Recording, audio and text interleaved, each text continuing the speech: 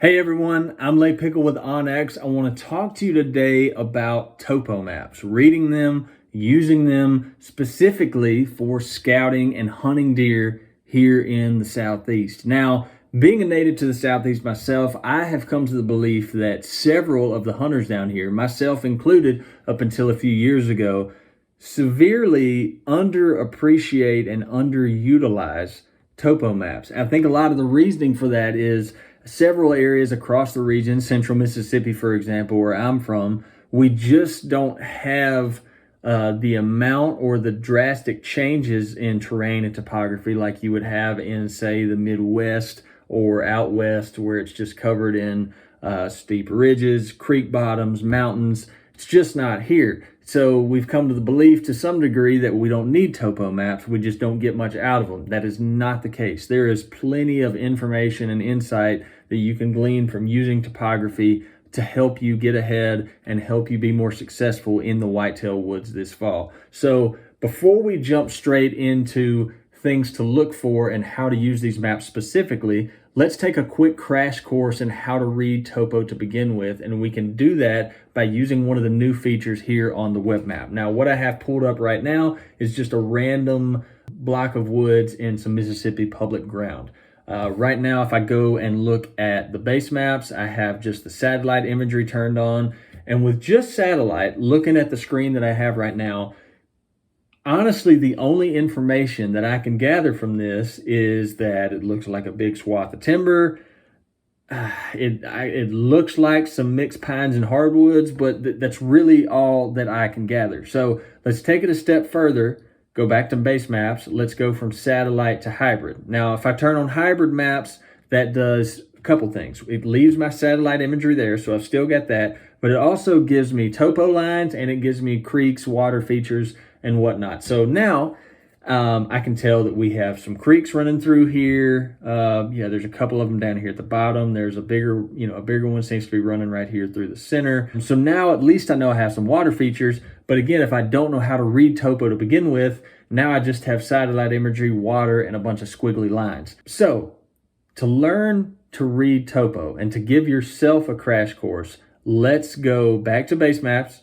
Let's turn on the topo. Let's turn on 3D map, and this is a newer feature on the web map. It's called 3D elevation exaggeration. And what this feature does is pretty much explained in the name. It exaggerates the elevation that's already there. And you can use this for a lot of different things. You can use it for finding high points, but today we can pretty much use it to teach ourselves what these topo lines mean. So right now, the 3D elevation exaggeration is turned all the way down. I'm going to get real extreme with it, and I'm going to turn it all the way up. And immediately, if we start to kind of cruise through here, we can start picking up some information on what these lines mean. For example, whenever you can see a full circle, so to speak, like we've got one right here, we've got one right here. Whenever you can see a full circle, you've got a peak, you've got a knob, you've got a high point of some sort. Also, we can still make out that this is one of the creeks running down through here. And we can see basically that it's sloping on both sides. It's sloping down into this creek bottom. So what does that teach us? Whenever you have lines stacked in, the closer the lines are together, the steeper it is. So just from turning on 3D elevation exaggeration, we can kind of start to put together, at least on a very basic level, what these topo lines mean. Let's see if we can pick up anything else before we get out of this. Okay. Whenever, again, we know that when lines get closer together, that means steep. So we've kind of got this climbing up right here on top of this hill. And instead of having a knob right here, you can see it kind of, these two steep lines come together and kind of start to form more of an oblong type shape.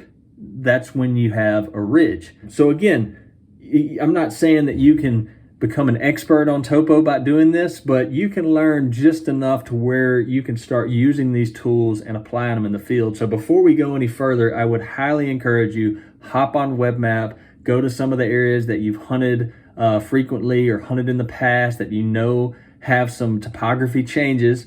Turn on your 3D maps, turn on elevation exaggeration, turn your hybrid map or your topo maps on, and start teaching yourself what these topography lines mean. That way, in the future, if you're hunting a new area, you can get on your map and you can be a lot more informed by what's there. You won't be taken off guard or hit with any surprises when you get to the actual property to hunt. So now let's jump into actual things to look for on topo maps when you're scouting and hunting whitetail deer. So to transition from talking about how to read topo to actually applying topo to scouting, hunting, finding white-tailed deer, I'm going to stay right here in this same spot because this area particularly happens to have all the things that I would look for when studying a topo map for whitetails. The first one of those to talk about would be high points and saddles. Now I study these things, or look for these things rather, for a couple different reasons. The first thing is the higher you are, the more consistent winds you're going to have. Now, that's not to say that you can't hunt on a side hill. It's not to say that you have to hunt on a knob all the time, but the further down you get into a creek bottom, a basin, the more likely you are to fight swirling winds. And we all know probably what a bad wind can do to a deer hunt. So let's dive straight into this, talking about saddles. Now, again, this is the same spot.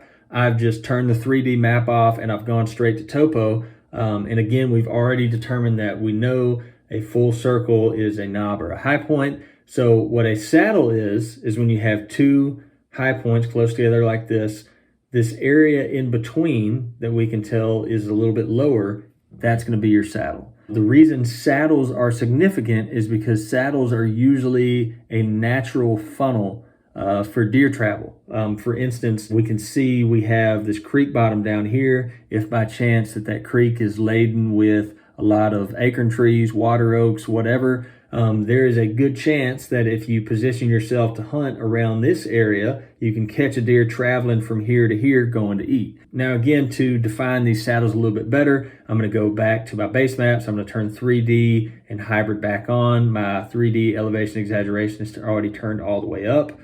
And again, this is the area that we were just looking at. Remember, circle, we can see it. These are our two high points. Here's our low area, that's our saddle. And you can kind of get a good idea why a deer doing this seems a lot more enticing than just walking all the way up this hill and walking all the way down. It's just a lot easier for them to take this route. There's actually a couple saddles on here. I'm going to turn this, go back to just hybrid and turn my 2D back on. But if we zoom out, we can see there's actually a couple of saddles in here that would probably be worth checking out. This one right here is the most defined one, but we've also got a little bit of a saddle right here. Again, knob, low area right here. That would be deemed as a saddle. I would call this spot knob. I would call that a saddle. This right here is a bit of a saddle. If it were me and I were scouting this place, I probably would just get on some of this high ground and walk it out and just see which of these areas had the most sign. You may find one that's just torched with sign and the others don't really have much. That would give you an obvious inclination of where you want it to go. You may find that 2 or 3 have a decent amount of sign, one doesn't. At least you started narrowing it down. Either way, it starts allowing you to put the pieces together of where you want to go to start keying in on deer. The second thing to look for is ridges. Again, ridges would constitute as a high point. Again, ridges being a high point, you're not going to have to fight wind swirl as bad typically. And also deer are notorious for using ridges for travel. So this area right here, we can see this kind of oblong shape coming off of this knob. That is going to be a finger ridge, and deer are notorious for bedding in, say, the side hills down here. So I'm also probably going to walk this area out and see what I can find for deer sign, also a potentially good place to hunt. Now, the last thing that I'm going to look for with topo maps, and probably my personal favorite, if you will, is natural funnels and pinch points. I'm going to start right here because what I'm looking at right here is a picture perfect example. And if it were me, this pinch point that I'm about to focus on would be one of the most likely spots for me to check out first if I was going to hunt this spot. So again, we can look right through here. We have a creek system running through here. And if we look, we can see that the creek kind of runs through here and then dumps off into this bigger creek. And also, again, if we start using the topo, we can tell We have high point right here, high point right here. We can tell that because of the lines on both sides. Creek bottom down here. But we can also tell that as it dumps into this bigger water system, if we look at these lines, this kind of dumps out into a big flat. If you notice, like our topo lines just kind of disappear right here, that's because it's flat. Again, the closer the line, the steeper it is. Look at that big gap between the topo lines on both sides. That means you're basically going into a hill and then just flattens out. Huge, bigger creek bottom. Now, talking about funnels, if we look right here, again, pretty flat, right where this creek system, the smaller one, starts feeding into these two, this is gonna pinch down hard. Now, if deer are in this area right through here, there's nothing to really delineate their travel. They can pretty much go wherever they want to go. However, if a deer is wants to travel through here, they might very well be pinching down into this creek bottom to go get acorns or whatever. So this is for sure an area that I would be sure to check out if I was hunting this spot. So topo maps, learn how to read them. You can use the 3D elevation exaggeration to kind of give yourself a crash course. And then for whitetails, look for high points, look for saddles, look for ridges, look for natural pinch points and funnels. Good luck.